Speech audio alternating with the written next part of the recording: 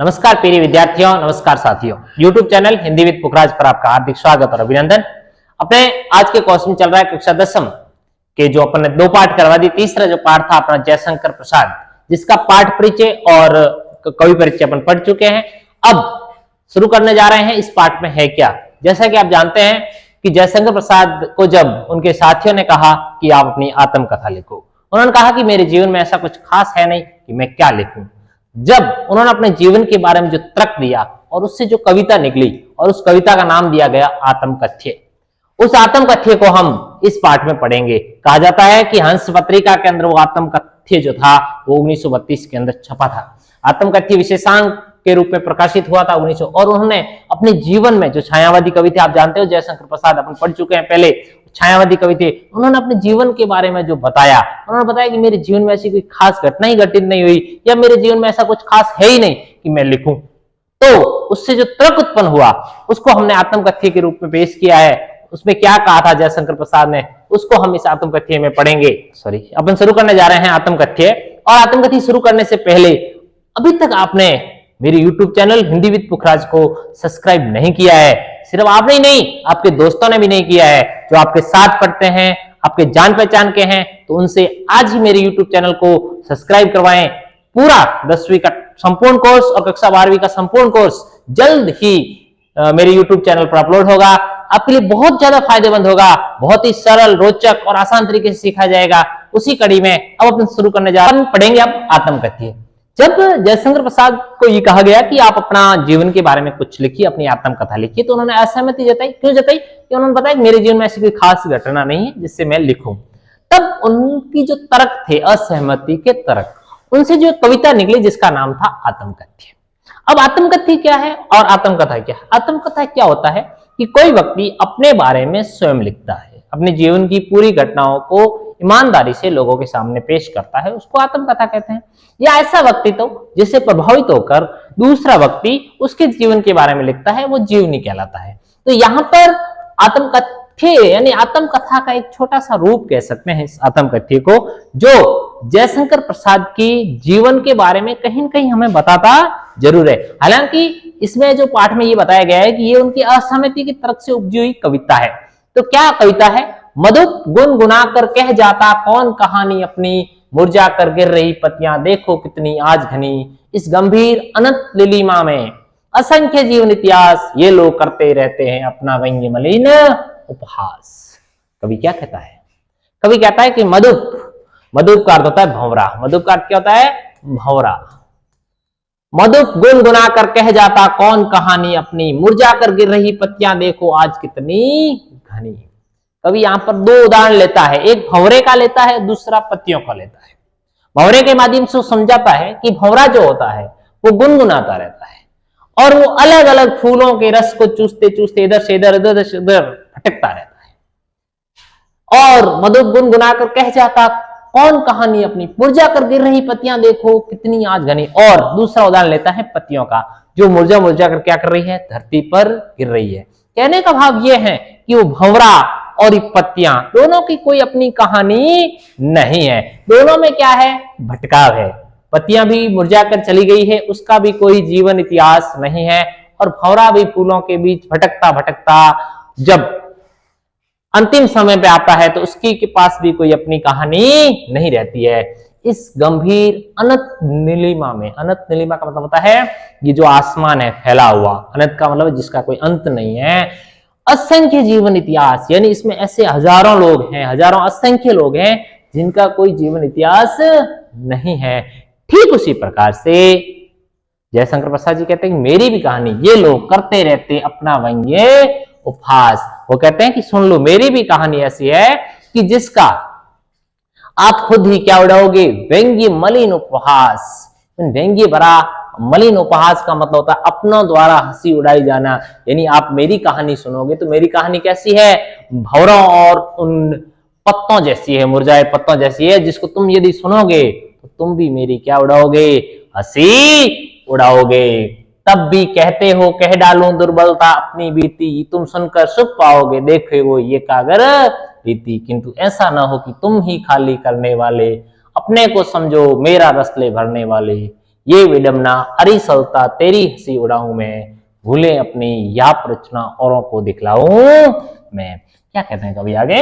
आगे कवि कहता है, देखिए मेरी कहानी उस भंवरे और उस सूखे पत्तों की तरह, फिर भी यदि आप कहते हो, तब भी कहते हो कह डालू दुर्बलता, दुर्बलता मतलब अपनी कमियां, अपनी बलहीनता को कह डालू, तुम सुनकर सुख पाओगे? क्या तुम भी ऐसी मेरी जब कहानी सुनोगे जिसको सुनकर सुख नहीं पाओगे? क्योंकि देखोगे ये गागर रीति मेरी जो कहानी है ठीक उसी प्रकार से है जिस प्रकार से गागर का मतलब होता है घड़ा, गागर का मतलब होता है घड़ा, और रीति का मतलब होता है खाली। जिस प्रकार से खाली घड़ा होता है और उस खाली घड़े का कोई महत्व नहीं होता है, ठीक उसी प्रकार से कवि कहता है कि मेरा जो जीवन है वो क्या है? उस खाली घड़े के भांति है। अपनों को समझो मेरा रस ले अपनी भरने वालों, ये विडम्बना अरिसलते तेरी हंसी उड़ाऊं। वो कहता है कि जो मुझे अपना समझते हैं और मेरा रस ले अपनी भरने वाला, वो मेरी कहानी सुनकर अपने जीवन में सुख भरना चाहते हैं, ये विडम्बना है, ये क्या है? दुख है। अरे सरलता तेरी हंसी उड़ाऊं मैं इस तरह से सरलता से किसी का हंसी का पात्र नहीं बनना चाहता हूं। भूले अपनी या प्ररचना औरों को दिख, ऐसी जो मेरे जीवन में घटित हुई है घटनाएं, भूले या प्ररचनाएं, जो तो कवि ये कहता है कि विडम्बना है कि मैं लोगों के लिए हंसी का पात्र क्यों बनूं? कि जिस प्रकार मेरे साथ जो भूले घटिन हुई है, मेरे साथ जो मैं जहां जहां मैं ठगा गया हूं, प्रवचना मतलब ठगा गया हूं, क्यों मैं ऐसे औरों को मतलब दूसरों को दिखलाऊं? उज्जवल गाथा कैसे गाऊं मधुर चांदनी रातों को, अर्घ खिला कर हंसने वाले उन बातों की, मिला कहां वो सुख जिसका मैं स्वप्न देख कर जाग गया, आलिंगन में आते आते मुस्का कर वो भाग गया।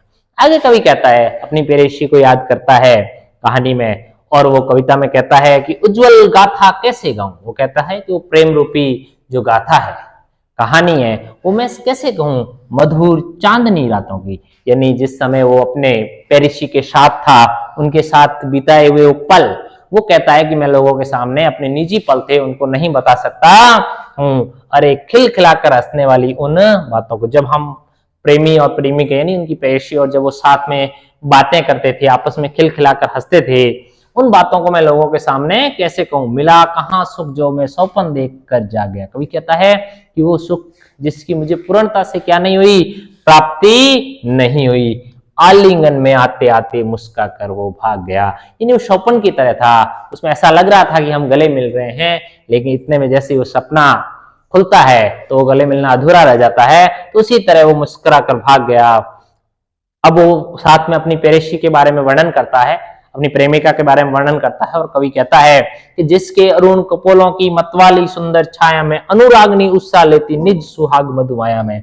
वो कहती है जिसके अरुण कपोल, अरुण मतलब लाल, कपोल मतलब गाल की मतवाली यानी उसकी जो मस्त सुंदर छाया थी, अनुरागनी, अनुराग उत्साह यानी सुबह की जो प्रभात होती है वो भी उनका क्या लेती थी? सहारा लेती थी निज सुहाग मधुमाया में। अर्थात भाव ये है कि उन्होंने अपनी पेरेशी या प्रेमिका के अरुण कपोलों की जो तुलना है वो उगते हुए सूरज की जो उषा होती है उससे की है। निज सुहाग मनवा में उसकी स्मृति पाथे बनी, उसकी स्मृति पाथे बनी, थके पथिक की पंथा की, सीवन को उधेड़ कर देखोगे क्या मेरी पंथा की। लेकिन कवि यहाँ कहता है कि अपने प्रेमिका का वर्णन करते हुए कि आलिंगन में आते होते मुस्कुरा कर वो भाग गई, जिसके अरुण कपोलों की मधवाली सुंदर छाया में अनुरागनी उत्साह लेती निज सुहाग मधुमाया में। साथ ही कवि कहता है कि उसकी स्मृति पाथे बनी, उसकी स्मृति मतलब यादें, किसकी? जो अपनी प्रेयसी है उसकी यादें हैं, वो पाथे, पाथे का मतलब होता है थका हुआ जो श्रमिक होता है उसका जो भोजन होता है उसको पाथे कहा जाता हुआ है।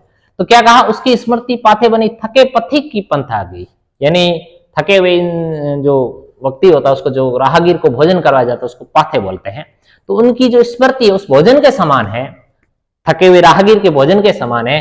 सीवन को उधेड़ कर देखोगे क्यों मेरी कंथा की। वो कहता है सुवन, सीवन का मतलब होता है गुदड़ी, गुदड़ी को उधेड़ कर वो उन यादों को, मतलब कहने का भाव ये है कि वो अपनी प्रेमिका को याद करते हुए उनके साथ बिताए हुए पल याद कर रहा है।